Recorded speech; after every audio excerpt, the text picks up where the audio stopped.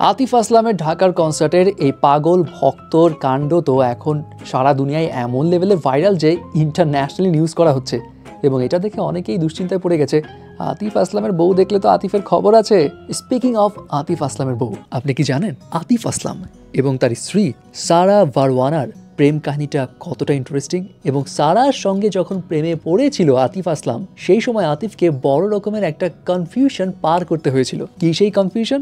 চলুন তাদের রূপকথার এই প্রেম কাহিনীটা শুনে আসি। আতিফ আসলাম জানায়, সারাকে সে প্রথমবার দেখেছিল একটা বিয়ের প্রোগ্রামে, এবং প্রথমবার দেখেই তার মনে লাভ অ্যাট ফার্স্ট সাইটের ঝড় উঠে যায়। সে এক ইন্টারভিউতে জানিয়েছিল, পৃথিবীর সে অনেক দেশ ঘুরেছে, অনেক মেয়ে দেখেছে, কিন্তু সারাকে দেখার পর সে মনে মনে আল্লাহর কাছে দোয়া চেয়েছিল, আল্লাহ একবার হলেও এই মেয়ের সঙ্গে আমার কথা বলিয়ে দাও। এতটাই সে আকাঙ্ক্ষা নিয়ে বসেছিল এই মেয়ের সঙ্গে কথা বলার জন্য। বাট আতিফের অ্যাকচুয়ালি সাহসে কুলায়নি নিজে যেয়ে সারার সঙ্গে কথা বলবে। সো এই চ্যাপ্টার তো ওখানেই গেল। বাট সারপ্রাইজিংলি সেকেন্ড দফা আরেকটা প্রোগ্রামে সারার সঙ্গে আতিফের দেখা হয়। আতিফ সেকেন্ড দফায় সারার দিকে অবাক করে তাকালেও সে অ্যাকচুয়ালি চিনতে পারেনি এইটাই কি ওই মেয়ে যাকে প্রথম দেখেছিল। কিন্তু সেকেন্ড টাইম দেখেও তার মনে কিন্তু প্রেমের বাজনা বেজেছিল।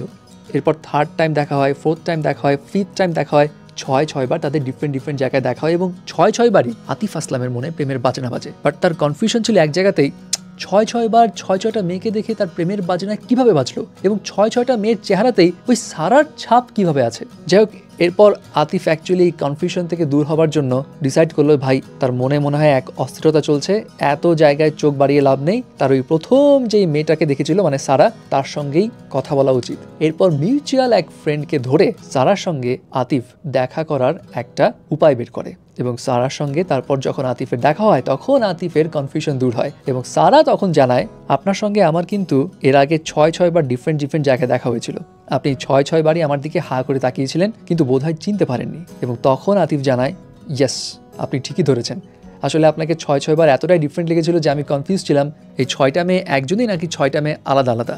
যাই হোক, এরপর আরও কয়েক দফা আতিফ এবং সারার দেখা সাক্ষাৎ হয়, এবং এর মাঝে আতিফ আসলাম সারাকে প্রপোজ করে দেয় এবং নিজের মনের কথা জানিয়ে দেয়। উত্তরে সারা জাস্ট একটা কথাই বলেছিল, আপনার কি এখন কারো সঙ্গে কোনো ধরনের অ্যাটাচমেন্ট আছে কিনা, কিংবা রিসেন্টলি কারোর সঙ্গে আপনার ব্রেকআপ হয়েছে কিনা। এবং তার উত্তরে আতিফ জানায় যে সে একদম সিঙ্গেল, তার কোনো ঝামেলা নেই। আর তারপর গ্রিন সিগন্যাল পেয়ে যায় আতিফ আসলাম সারার কাছ থেকে, এবং দুজন প্রেম করা শুরু করে দেয়। বাট এখানে একটা অবাক করা কাহিনী আছে। আতিফ আসলাম রিভিল করে সে বিয়ের আগে 7 বছর ডেট করেছিল সারাকে, কিন্তু ইন্ডাস্ট্রির কেউ জানতো না এই খবরটা, নট ইভেন সারা এবং আতিফের বাবা মা। এই কারণে আতিফ এবং সারার দেখা করতে খুব সমস্যা পড়তো, এবং তাদের এমনও হতো যে কখনো দিনে 3-4 বার দেখা হয়ে যেত, আবার কখনো 4-5 মাস পরে গিয়ে দেখা হতো। এখন প্রশ্ন আসতেই পারে যে কেন আতিফ সারাকে লুকিয়ে রেখেছিল। অ্যাকচুয়ালি আতিফ আসলাম একটু পুরনো খেয়ালের মানুষ। সে জানায় সে মানুষের বদনজরটাকে খুব ভয় পায়, এবং আতিফের ধারণা ছিল যদি তার সঙ্গে সারার প্রেমের খবরটা পাবলিকলি আসতো তাহলে অনেক কথাবার্তা হতো, মানুষ বদনজর দিত, এবং তাদের হয়তো এই সম্পর্কটা আর বিয়ে পর্যন্ত গড়াতোই না। যার কারণে আতিফ এই বিষয়টা গোপন রেখেছিল, এবং যখন বিয়ে হয় তখন প্রকাশ করে যে তার সঙ্গে সারার 7 বছরের প্রেম ছিল।